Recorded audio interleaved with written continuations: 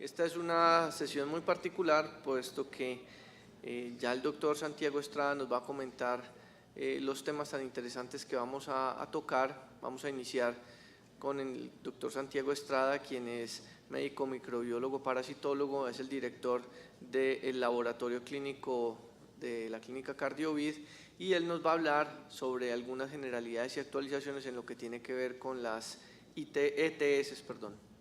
Santiago. Bueno, yo no soy de la clínica Cardio. La clínica Cardio es una hermana nuestra. Yo dirijo una obra independiente que es el laboratorio clínico. Como le dije yo ahora al doctor, vamos a poner un poquitico de sexo a esto porque es que tanto conocimiento tan plano. Vamos a poner un poquitico de actividades sexuales a esto y verá que a esta hora, ya después de haber hecho la siesta, el sexo más o menos conviene un poco. Vamos a hablar un poquitico de actualizaciones en ETS. Para eso quiero comentarles a ustedes por qué ITS y no ETS, porque es que unos dicen ETS, otros dicen ITS, y la charla me la nominaron actualizaciones en ETS. Si vemos la definición que corresponde a lo que es una enfermedad, que son enfermedades, dice, según la Organización Mundial de la Salud, es la atención o desviación del estado fisiológico en una o varias partes del cuerpo por causas en general conocidas, manifestadas con síntomas y signos característicos y cuya evolución es más o menos previsible. Eso es una enfermedad. Vamos a ver lo que es una infección. La infección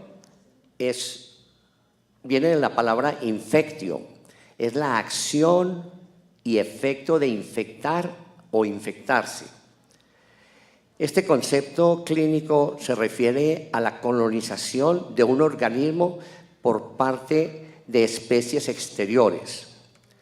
Dichas especies colonizadoras pueden resultar perjudiciales en el funcionamiento normal del organismo hospedero, sin presentar síntomas y signos. Entonces, la Organización Mundial de la Salud, teniendo en cuenta esta diferencia, habló de que las enfermedades de transmisión sexual prevalentemente son infecciones de transmisión sexual, porque se asume que el 30% son los síntomas de los pacientes que vemos, pero el 70% de estos agentes son agentes que están comportándose como infecciones, o sea, léase pacientes asintomáticos. Eso es lo que las hace fascinantes. Vemos una punta del iceberg, pero en realidad, en el fondo, es donde está el problema. Cuando el doctor me invitó a esta charla a hablar de actualizaciones en ITS, yo me puse a pensar, ¿actualizaciones en qué? Hice un gran esfuerzo, porque vamos a hablar de actualizaciones en epidemiología, actualizaciones en etiología, actualizaciones en clínica, actualizaciones en diagnóstico, actualizaciones en tratamiento y actualizaciones en prevención. No vamos a durar mucho en este tema porque en realidad el tema hay que aprender a reducirlo, pero cada uno de estos ítems debe tener para dar una charla. Voy a tratar de hacerlo lo más sintético posible, pero ese es el objetivo que queremos, ver qué hay de actualización. Actualización no significa qué hay de nuevo, es distinto. Vamos a ver actualizaciones porque puede que sean cosas que no son nuevas, pero que de pronto no estamos actualizados. Cuando uno se obliga a revisar la bibliografía, resulta que hay cosas que no son de este año posiblemente, pero sí son del 16, o sea, ya no es una cosa novedosa, sino que vamos a actualizarnos en eso. Vamos entonces a hablar un poquitico de cómo es el comportamiento, la epidemiología de las infecciones de transmisión sexual. Estos datos son de la Organización Mundial de la Salud. Entonces dicen ellos que cada día más de 1 millón de personas contraen una infección de transmisión sexual. Cada día, o sea que en el año son 352 millones de infecciones anuales. Se estima que anualmente 357 millones de personas contraerán alguna de las 4 infecciones de transmisión que más frecuente escuchamos, le hace gonococo, clamidia, tricomonas o sífilis o bisífilis. Más de 500 millones de personas son portadoras del virus que causa el herpes genital, le hace herpes 2. Más de 250 millones de mujeres están infectadas con el virus del papiloma humano. En la mayoría de los casos las ITS son asintomáticas, o sea, ¿cuántos de nosotros podemos tener una ITS y nunca se nos ha ocurrido pensar que la tenemos? Pues todo el que tenemos sexo, yo ya casi no, pueden tener riesgo de estar con una ITS. Y eso, por eso es tan importante el tratamiento que se llama el tratamiento de pareja. O sea, si a alguno de ustedes le hacemos un diagnóstico clínico, léase de una gonorrea o léase de una sífilis, inmediatamente vamos a estudiar o a darle el parejo a la persona con la que viven o con la que estuvieron tratamiento, independiente de que tenga o no tenga síntomas. Ni siquiera le hacemos exámenes, porque el diagnóstico en personas asintomáticos es bastante difícil, pero tiene una historia de riesgo de contacto y como tal la vamos a tratar, porque si no, no cortamos la cadena de transmisión. Algunas ITS como herpes simplex 2 o sífilis definitivamente es un cofactor que favorece la transmisión del VIH. Asumen, algunos estudios han hablado que cuando hay pérdida de piel o de mucosas, el riesgo de que yo me infecte es 300 veces mayor que si yo no tuviera esa úlcera, de manera que eso hace, y vemos con mucha frecuencia, los pacientes con VIH diagnóstico de novo también tienen sífilis, van como de la mano, como veremos posteriormente.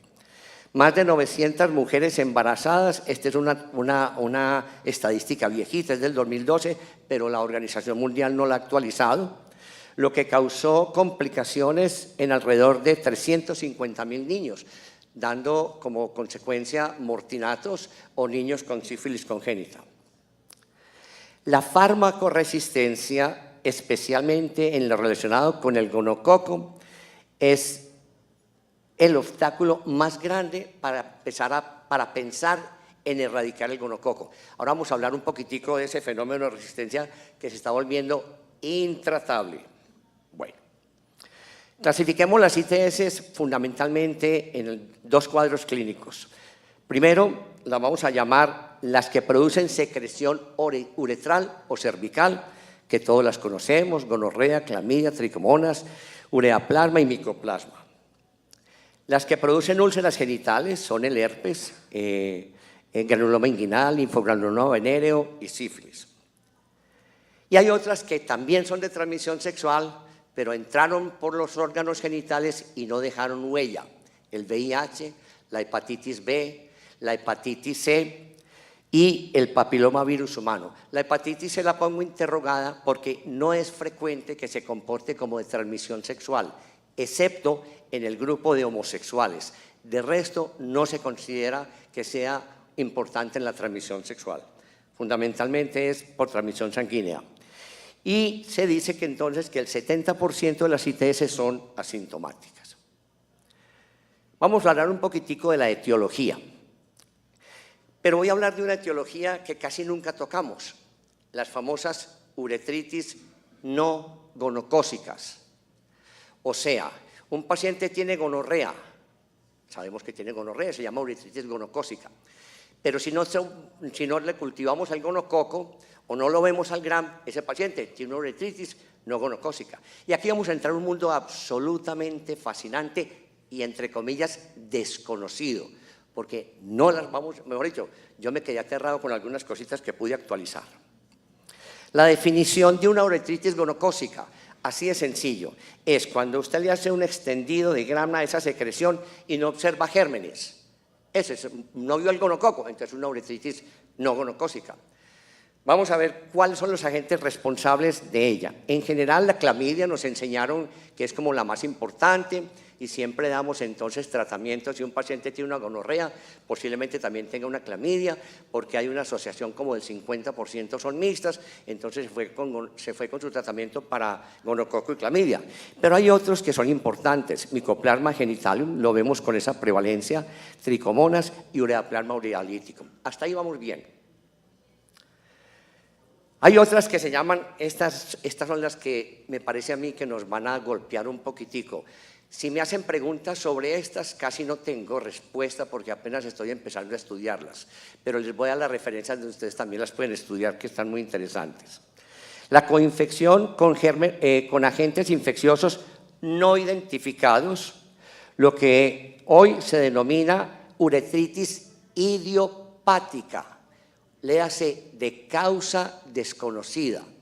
No les encontramos clamidia, no les encontramos micoplasma, no les encontramos ureaplasma, no les encontramos tricomonas, pero los pacientes siguen con uretritis y corresponde al 50% de las uretritis no gonocócicas.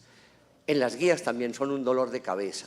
O sea, en la clínica ustedes lo van a ver, los pacientes que insisten y uno no sabe qué hacer con ellos, a lo último dice, váyanse para el urólogo que tampoco tiene ni idea qué hacer con ellos, pero hay que descartarlo porque por la parte infecciosa como que no encontramos nada.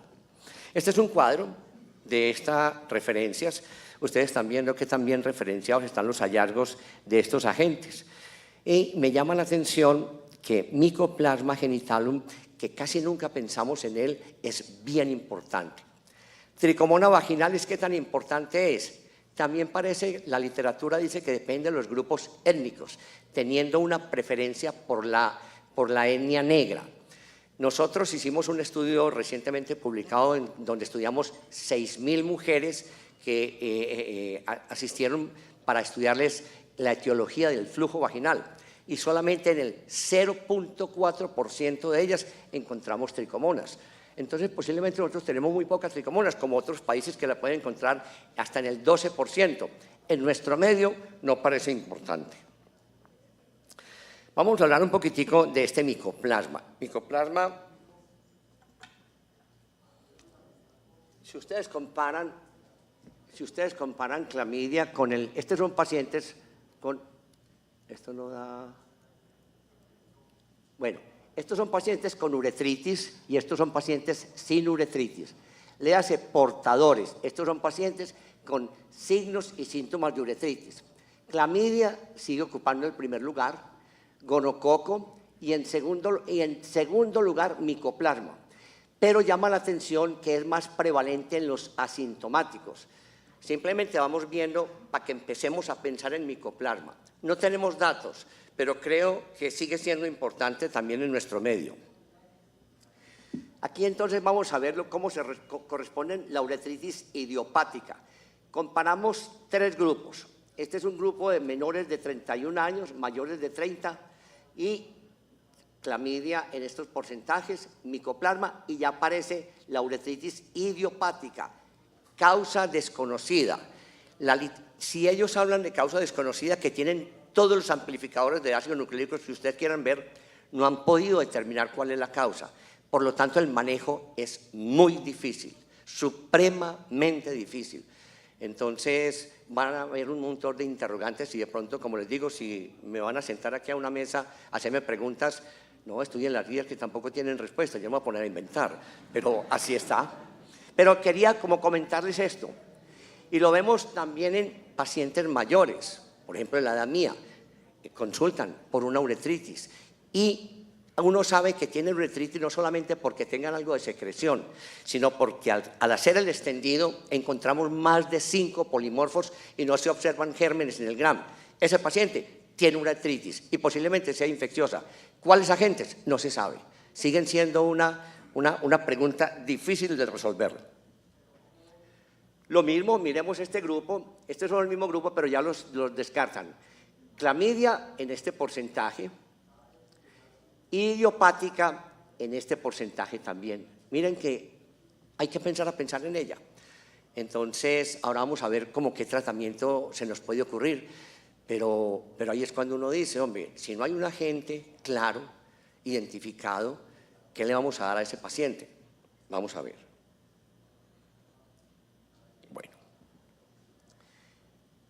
es muy claro que en Estados Unidos las infecciones de transmisión sexual siguen siendo un gran problema de salud pública. Es por eso que se requiere tamizar el recto, tamizar la faringe, fundamentalmente para ver dónde está el nicho de estos gérmenes. Y así lo hicieron. Por ejemplo, en mujeres, la prevalencia se encontró en el 0.6 a 35% en el recto. La media fue la que ven ahí y se encontró hasta el 29,6% en la faringe, el gonococo. Entonces, son portadores de gonococo y son sanas. No estamos hablando de gonorrea faríngea, estamos hablando de portadores en la faringe de gonococo. ¿Cómo se comportó la clamidia en esta población en Estados Unidos? Encontraron la clamidia en el recto en el 2 al 77%. Y en la faringe la encontraron en el 2 al 3,2%. Entonces, mire que es relativamente frecuente. Aquí no tenemos estudios. No, apenas estamos empezando a hacer un estudio en los hombres que tienen sexo con hombres, si son VIH positivos, que les tomamos citología, pero antes de tomarles citología les hacemos un cultivo para gonococo a ver qué hay ahí, si lo logramos encontrar. Hacer estudio de clamidia en región anal es muy difícil porque esa es una técnica con inmunofluorescencia y sale demasiado contaminada, pero el cultivo sí se puede hacer. Datico, llevamos, no sé, como 70 pacientes y hemos encontrado gonococo de portadores sin tener secreción. No tenían proctitis, pues precisamente por gonococo, no. Llegaron a hacerse su citología, tomamos el cultivo, a ver si lo encontramos, y lo hemos encontrado como en 7, no lo hemos encontrado con mucha frecuencia. Estos son hombres que tienen sexo con hombres, y también vemos cómo se comportan la prevalencia de estos. Se encontró gonococo rectal más o menos hasta en el 24%, con una media del 5,6%. Se encontró faríngea en el 15%, con una media del 6%, y se encontró clamidia rectal en el 23%, 21-23%, con una media de 8%. En cuanto a la ¿estás en dónde? En la faríngea, perdón, se encontró en el 3,6 con una media de 1,7. Estos son en hombres que tienen sexo con mujeres heterosexuales. Entonces miren que también las prevalencias están importantes. Encontraron gonococo en el 5,7 en la zona rectal y encontraron gonococo también en la faringe en el 15%. En cuanto a clamidia, en el recto la encontraron en el 11,8% con una media del 7,5% y en el 22% de faringe con una media de 1,6%. O sea, ellos están ahí, no producen síntomas, somos portadores, hay muchos portadores de estos agentes, que son los que infectan, porque es que la gente llega y le dice a uno, el paciente o la señora, pues yo estuve y le aislamos por cualquier cosa, tenía un flujito. No puede ser, doctor, porque con la persona que yo estuve no tenía ninguna sintomatología. No, estuvo con un portador muy de buenas. Entonces ahí le pegaron su cosita. Bueno, vamos a ver entonces el diagnóstico. En el diagnóstico también se ha avanzado mucho. Están lo que se llaman el POC, Point of Care, pruebas rápidas para todos estos agentes. Sus sensibilidades son variables. En realidad no son muy buenas, pero se usan mucho, sobre todo en lugares donde no es posible tener mejores ayudas diagnósticas. Aparecen los test de amplificación de ácidos nucleicos, están mandando la parada. Para todos hay, excepto para los que todavía no han podido identificar, pero hacen para micoplasma, hacen para ureaplasma, hacen para clamidia, hacen para gonococo, hacen para todos. En nuestro medio solamente conocimos un trabajo este año de que se presentó el Encuentro Nacional de Investigación en Enfermedades Infecciosas, que fue en Pereira, y un estudio en Bogotá. Estudiaron mujeres embarazadas a través del NAT para ver si estaban portando estos agentes. No recuerdo bien los resultados, no me atrevo a dar la información, pero sí hicieron ese estudio. A mí me pareció extraordinario. Ojalá pudiéramos tener NAT en todas partes. En Estados Unidos hay clínicas de ITS donde el paciente llega y le hacen un NAT para todo. Y en cuestión de 3 horas tiene el diagnóstico de todas las ITS que podía haber tenido. La verdad que eso es bueno. Aquí no ha sido fácil. Son muy costosas en nuestro medio. Y la otra, el diagnóstico para la uretritis no gonocócica en general, ya lo habíamos mencionado, se recomienda hacer un GRAM o una coloración de azul de metileno, que casi no la utilizamos nosotros, y el solo hecho de ver reacción leucocitaria con más de 5 polimorfos y no ver gérmenes, asumimos que ese paciente tiene una uretritis no gonocócica. Este es muy bueno. No tiene, solamente levantan la mano, y yo como no veo, no sé cuántos la levantaron. Entonces posemos, paciente hombre quien consultó a dermatología por esta lesión única en cadena. Le ordenaron prueba para sífilis. Estaba pensando que era una sífilis. Vamos a ver esta lesión. Esta lesión es muy interesante.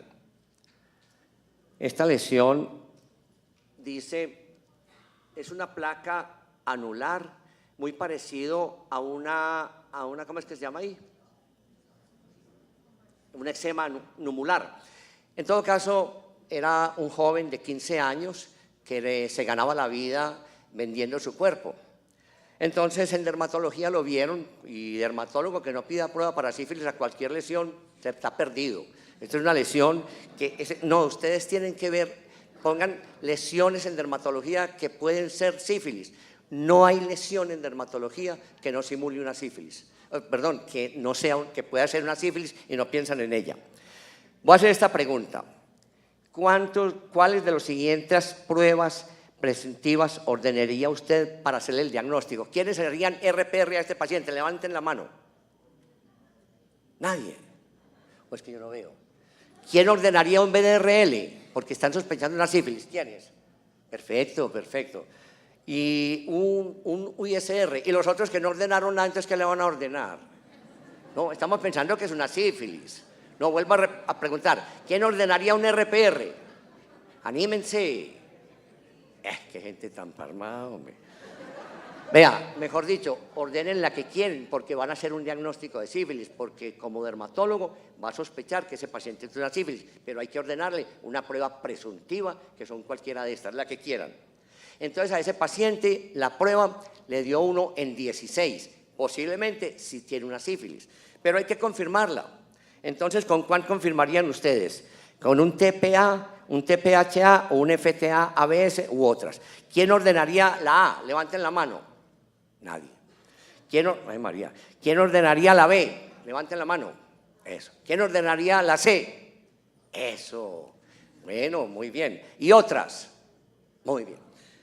Entonces sí voy a seguir la charla, porque yo quería que dijeran el FTA y les voy a explicar por qué.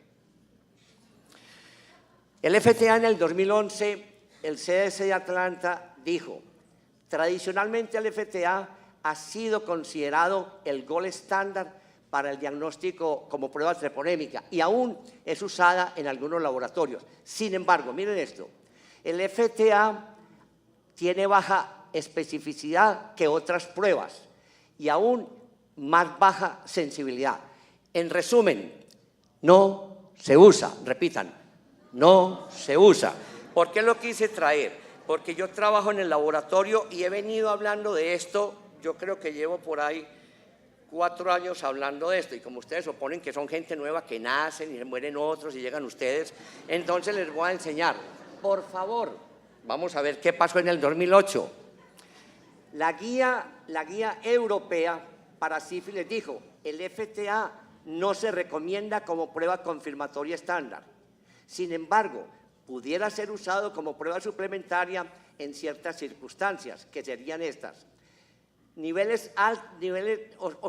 laboratorios altamente especializados con grandes volúmenes de pruebas confirmatorias.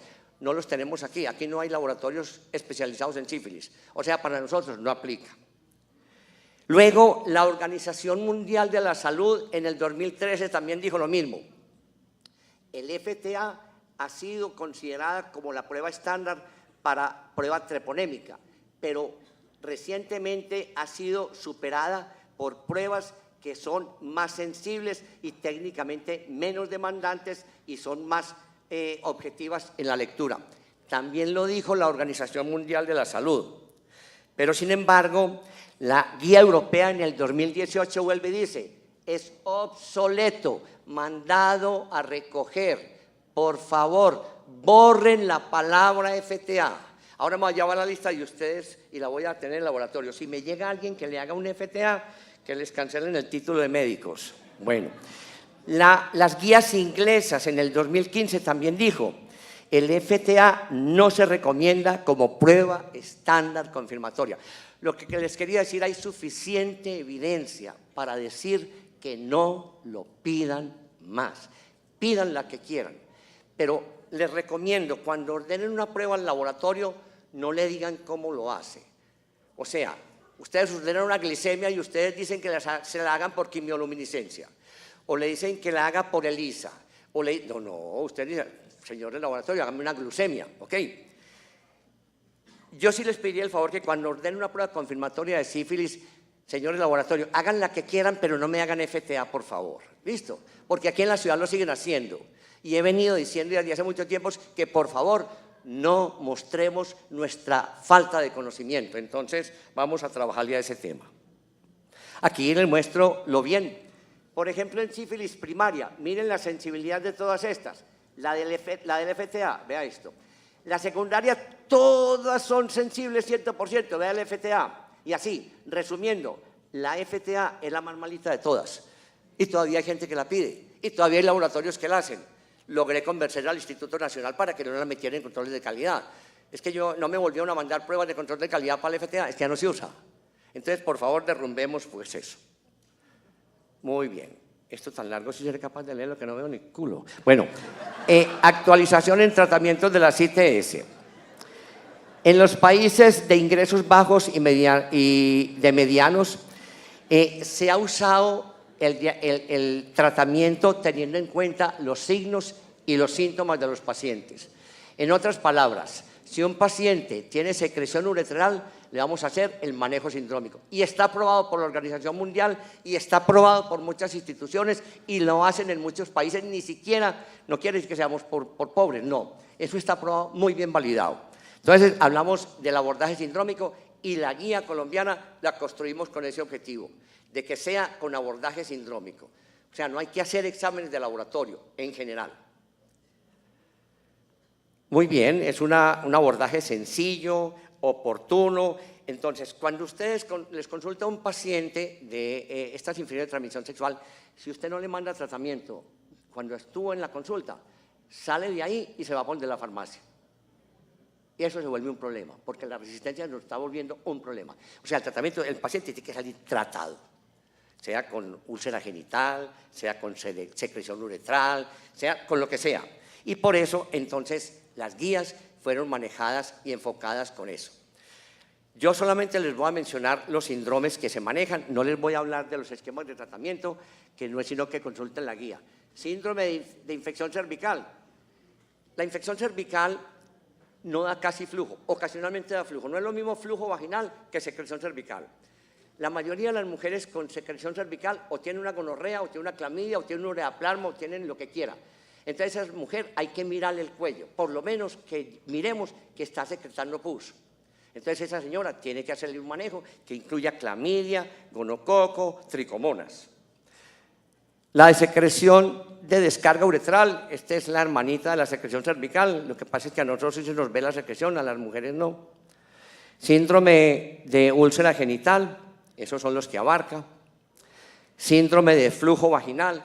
Flujo vaginal solamente hay un agente que da de transmisión sexual que da flujo vaginal.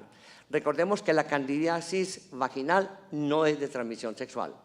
La vaginosis bacteriana ya está empezando a ser interrogada.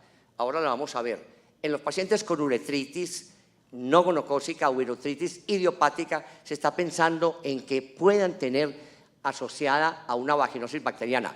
Pero hasta hace muy poquito, simplemente la vaginosis bacteriana es una desviación de la flora donde predomina la flora anaerobia y que no es Gardnerella. O sea, anaerobios hay muchos en la vagina, dentro de los cuales está la Gardnerella. Entonces es simplemente un diagnóstico que se le cambió la flora. ¿Cuál es la causa? No se sabe. Se asume y no está claramente establecido que mujeres que utilizan desodorantes vaginales o que utilizan tampones o que tienen mucha actividad sexual, asumiendo que el semen puede dañar la flora vaginal, pero todo eso es una teoría. No hay una causa clara que la explique, pero no es de transmisión sexual.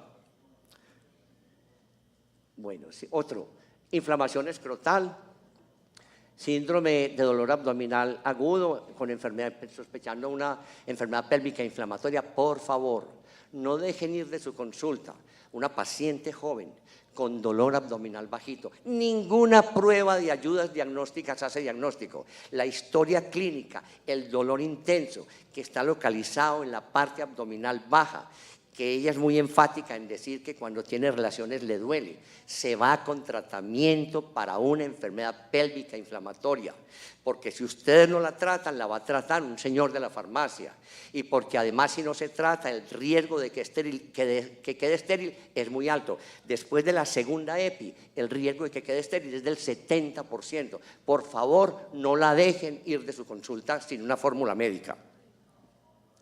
El bubón inguinal, bueno.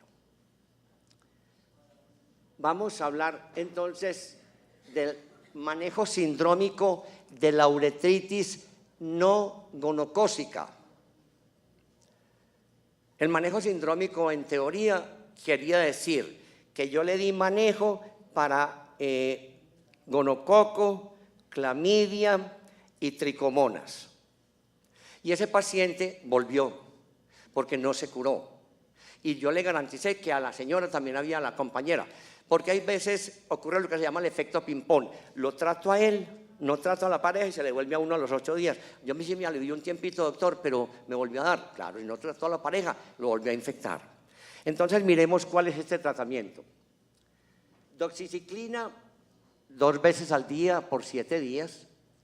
Acitromicina 1 gramo se puede empezar, pero no de rutina, porque la probabilidad de que se traduzca, que se gane resistencia a los macrólidos es probable. De manera que no es el tratamiento de elección. El tratamiento de elección sigue siendo la doxiciclina. Si de todas maneras el micoplasma genital hay que tratarlo y que no respondió a la diclosil, le damos acitromicina, pero miren esta manera de dar acitromicina. Estamos acostumbrados a dar acitromicina, dosis única, 1 gramo y se va el paciente para la casa. Aquí no, aquí vamos a dar medio o 500 miligramos y luego 250 miligramos diarios por 4 días. Se evalúa la cura de este paciente en 3 a 4 semanas después del tratamiento. La cura es que el paciente también se le quitaron la sintomatología, pero lo ideal es hacerle 1 gramo para ver si esa reacción leucocitaria ya desapareció. La acitromicina por 5 días se está dando así y tiene una eficacia del 95% para erradicar los micoplasma genital, aunque son susceptibles a los macrólidos, y puede ser más efectiva para erradicar clamidia. Yo he visto que ya las dosis únicas en estos no se están recomendando.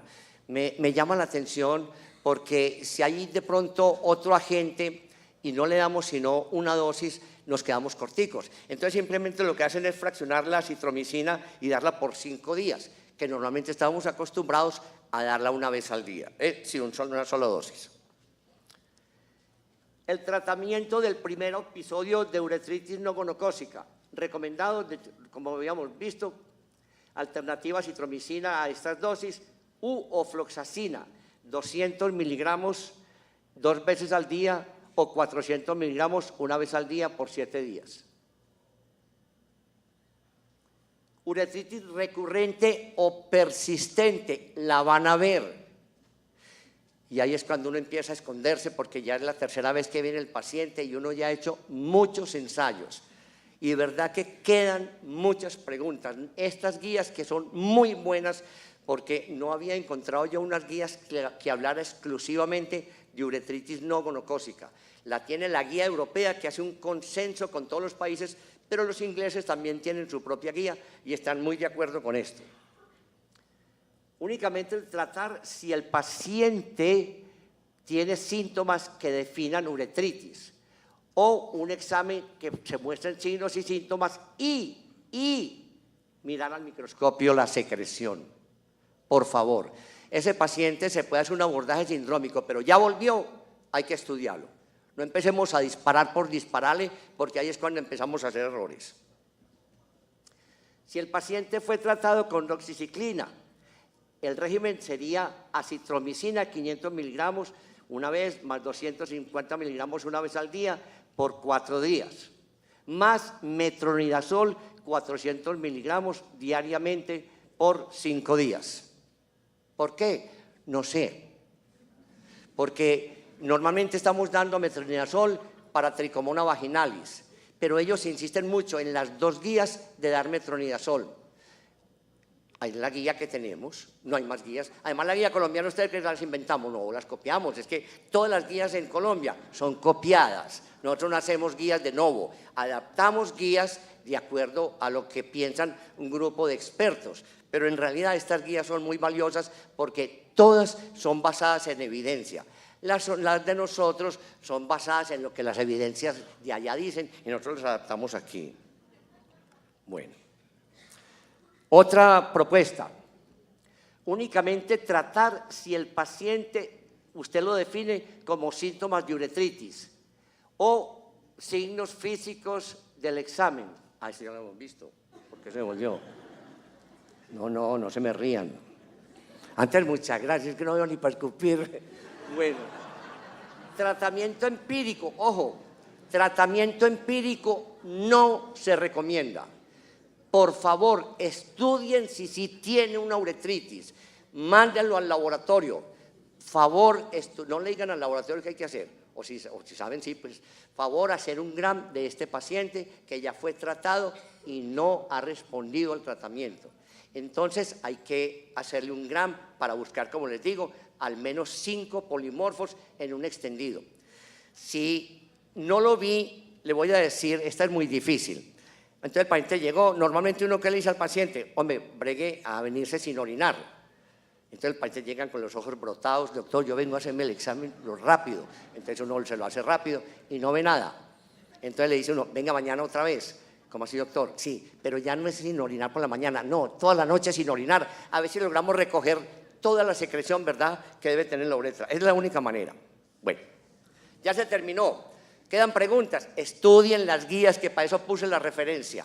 Yo no les voy a decir todo porque entonces no quedan motivados.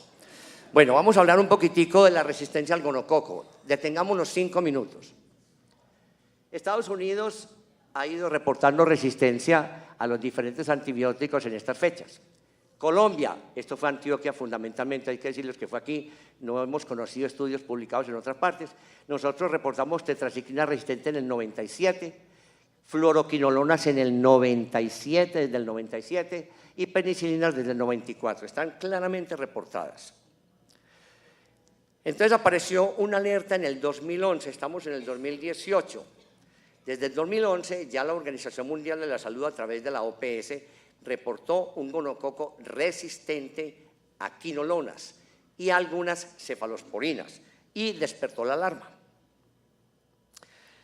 Luego, la alerta epidemiológica en el 2018. Vamos a ver qué pasó con esto.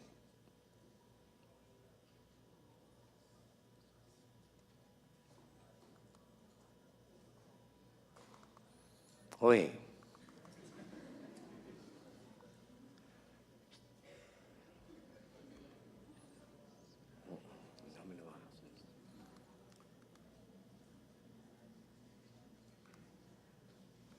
perfecto.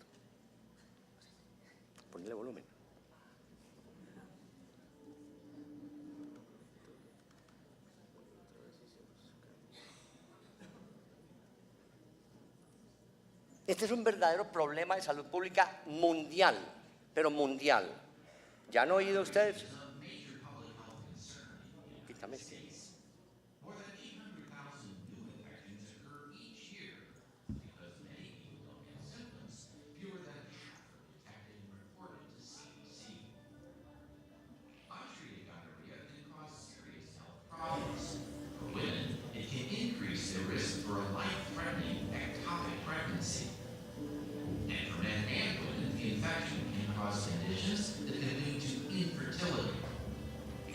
Also increase a person's risk of getting or giving HIV. Medication to treat gonorrhea has been around for decades, but the bacteria has grown resistant to nearly every drug ever used to treat it. In the 1980s, resistance to penicillin and tetracycline grows, and they are no longer recommended to treat gonorrhea. Fluoroquinolones are the leading drugs to treat gonorrhea in the 1990s, but the bacteria was adapting to the drugs.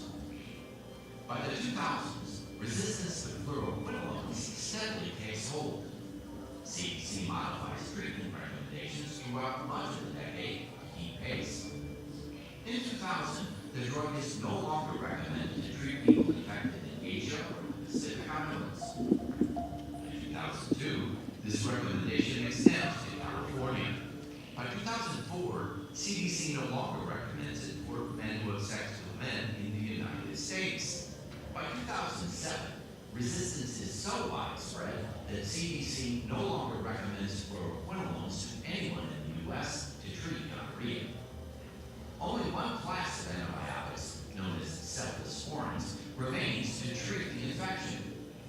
There are two main cephalosporins to treat gonorrhea: the oral drug cefixime and the injection ceftriaxone. In 2010, CDC takes additional measures to combat resistance, recommending dual treatment with either cefixime or an increased dose of ceftriaxone and azithromycin or doxycycline. But just 2 years later, in 2012, CDC updates treatment recommendations again in response to data suggesting the oral cephalosporin cefixime is becoming less effective and gonorrhea has become harder and harder to treat.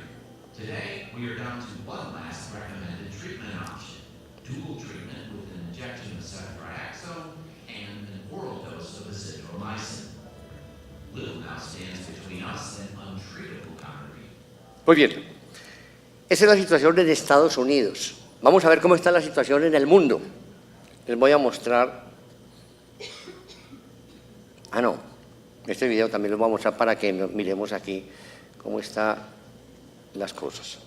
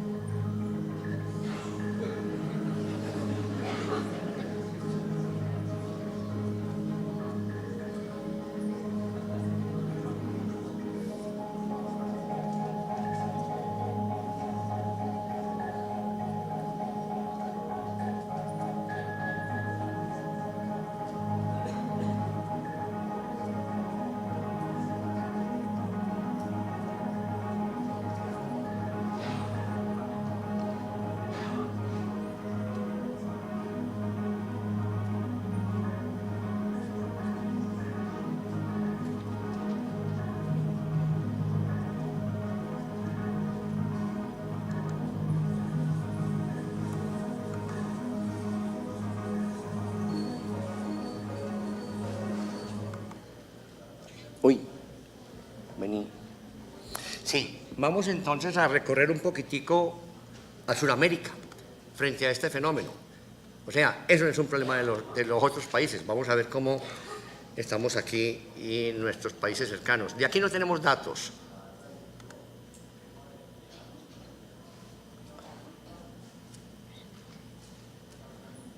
¿Ya?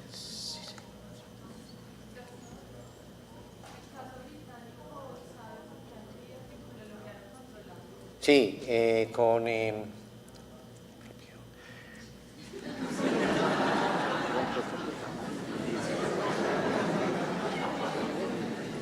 Sí, ya me dijo el doctor, heptapenem.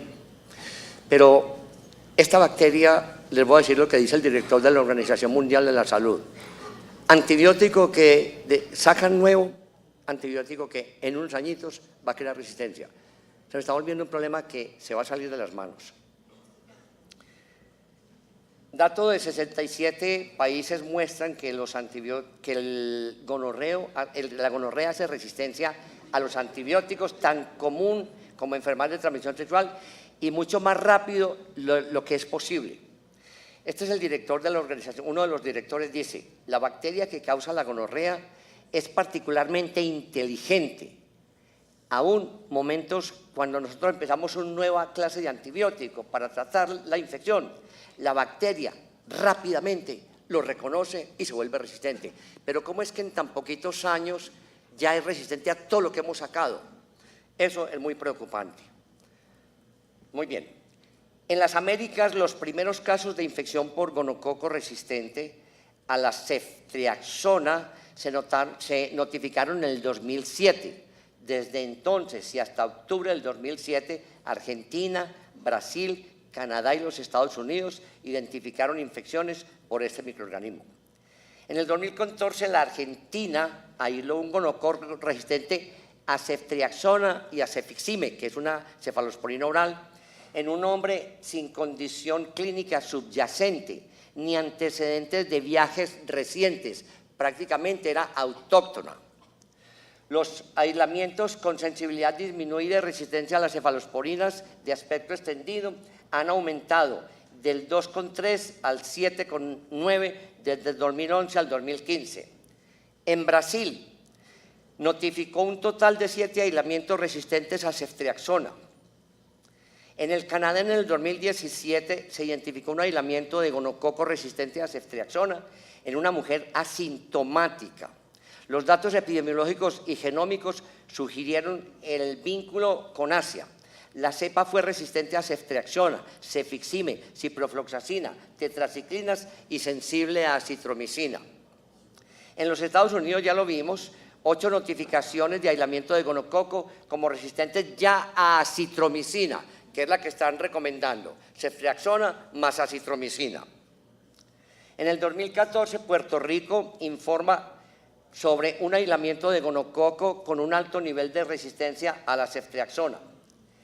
Entonces, la recomendación para el resumen dice así: aunque en los últimos años algunos países han informado de un alto nivel de resistencia a la acitromicina y una menor sensibilidad a la ceftriaxona, el tratamiento doble de ceftriaxona y acitromicina sigue siendo el efectivo en todo el mundo. En el 2014 se reportó un caso de fracaso del tratamiento dual en Inglaterra y en varias veces. O sea, lo que les quiero decir es, de todas maneras, ahí va clamidia, eso sí estamos seguros.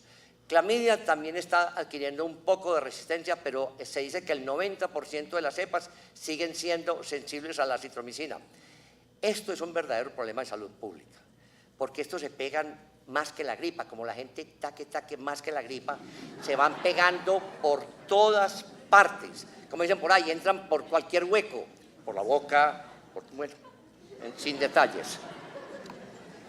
Actualizaciones en prevención, que era lo que me faltaba, yo me gasté mucho tiempo en prevención, vacunas y otras intervenciones biomédicas. Hagamos un repasito cómo está la situación. Para prevenir 2 de las ITS que eran muy frecuentes son el papiloma humano y la hepatitis B. Las vacunas contra ambos son muy buenas, ya conocemos. Por favor, aquí hay muchos que ya son padres de familia, vacunen sus hijos y sus hijas con PVH. No faltaba más que aquí ustedes coman cuento de los de prensa, pues que las niñas de por allá. No ha habido ningún estudio suficientemente robusto para poder inculpar que la vacuna haya causado todo eso que han descrito los periódicos. Para los hombres también, a los hombres que tienen sexo con hombres se recomienda también que se vacunen, hasta los 27 años se pueden vacunar. La vacuna contra el PVH está disponible en 45 países, podría prevenir la muerte de más de 4 millones de mujeres a causa pues del cáncer. Las investigaciones orientadas al desarrollo de vacunas nuevas contra el herpes y el VIH están en desarrollo clínico temprano. Yo debo hacer una revisión sobre las vacunas en VIH. Van, no es un cuento. Y hay vacuna para el que está clínicamente infectado también. Se llaman vacunas curativas. Vienen. Yo estoy seguro que en algún momento acabaron con la hepatitis C, que no había ni nada para hacer con ella. Es un virus de una capacidad alta de mutación y ya la hepatitis C es curable. Además que yo creo que esto sí es importante. La investigación sobre vacunas contra clamidia, la gonorrea y la tricomona, esas sí están en pañales, están en la fase inicial del desarrollo. Como dijo el doctor Roncancio esta mañana, las vacunas es lo único que nos va a salvar. Los antibióticos no son cura para nada. Los antibióticos son para dormir las infecciones. O sea, si no se tratan bien, recuerde que el virus de la influenza se va a quedar a pesar de que salvemos un paciente que tenía influenza. Ese paciente no le pasa nada, pero la influenza sigue. Estos agentes que son exclusivos de los seres humanos, es que no es que le dé la gonorrea al perro y no va a pegar a otro, esa no es pega. Y al perro no le da ni a nosotros, ni a nosotros los costeños no les da gonorrea burra. Bueno, en todo caso, eso es lo que tenía para decirles. Muchas gracias.